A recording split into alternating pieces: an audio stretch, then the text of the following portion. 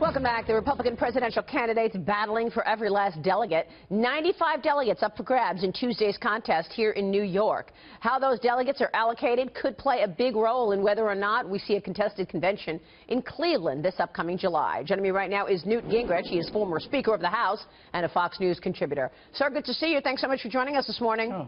It's good to be with you. So what about that? The delegates and how they're allocated playing a big role in whether or not we go into a contested convention. I know you've said there won't be a contested convention.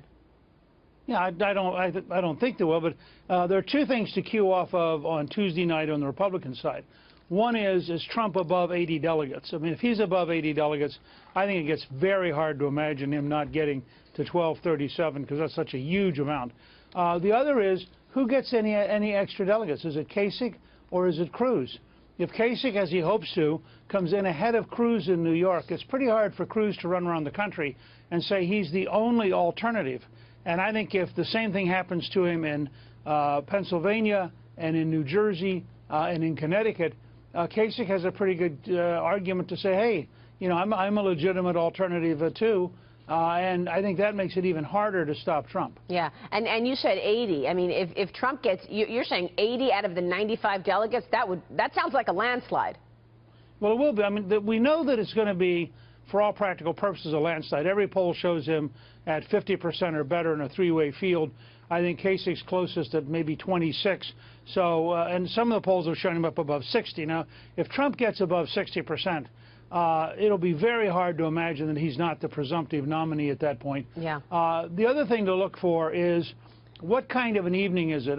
This is a moment for Trump to build on what he just did at the New York Republican dinner, where he was very statesmanlike, very positive, gave a very good controlled speech.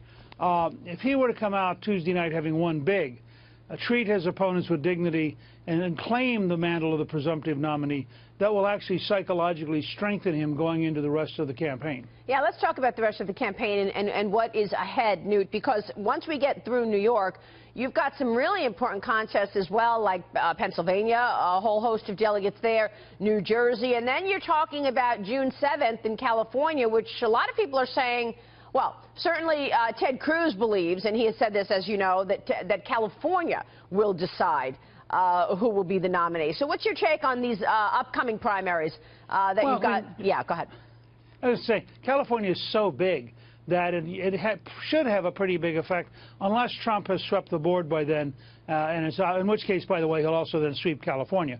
But because California divides up by congressional district for most of its delegates, I can imagine Cruz, who has run a very sophisticated, very intelligent campaign, I can imagine him targeting key congressional districts and being very competitive unless he collapses the national media.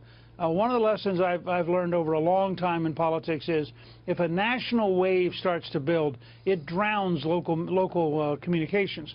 So what Cruz has to worry about is that if he loses New York and then he loses Connecticut and then he loses New Jersey and he loses Rhode Island and so forth and he loses Pennsylvania, at what point does he begin to fade as an alternative so that even if he has great messaging one district at a time, it's just shrugged off by people who are frankly watching Fox News? I mean, you reach the whole country every time you're on Fox News or the other networks, and that gives you a kind of efficiency that, as Trump has proven, that's very powerful. You know, ordinarily I would try to look at what industries are most prevalent in places like New York, you know, where the jobs are, where the economic vibrancy is, to get a sense of what's important to the people as they vote this upcoming Tuesday. But this election has been driven by sentiment and by a perception of leadership and toughness. Do you think that matters today as we look to New York, considering the fact that financial services is the largest industry, healthcare is getting rewired, business services is where the jobs have been? Should we be looking at areas like that to get a sense of New York? I think what's happened that makes this year so different, both in the Democratic and Republican parties, is that people are so fed up that the normal localized interest that you'd expect them to focus on is drowned in this larger sense that the country's a mess, Washington has failed, the elites are out of control, and on the Republican side, the great advantage Trump has had is people want somebody strong enough to kick over the table. And so they look and they say, you know, this guy is big enough, he's going to kick over the table, and then you attack him on some small thing, and they go, I don't care. He's going to kick over the table. The same thing is beginning to build on the Democratic side, where every week that goes by, Sanders as an outsider gains ground, and Hillary as an insider loses ground. And it tells you something's happening with the American people that's even more important than the candidates. There's an underlying conversation underway that the current structures just don't work, and they have to be profoundly changed. Exactly, which is why I raised the question, because it really is extraordinary this time around. A word on Hillary versus Bernie. Pretty amazing that Bernie Sanders is coming so close to her. Is there a chance Bernie Sanders can take New York?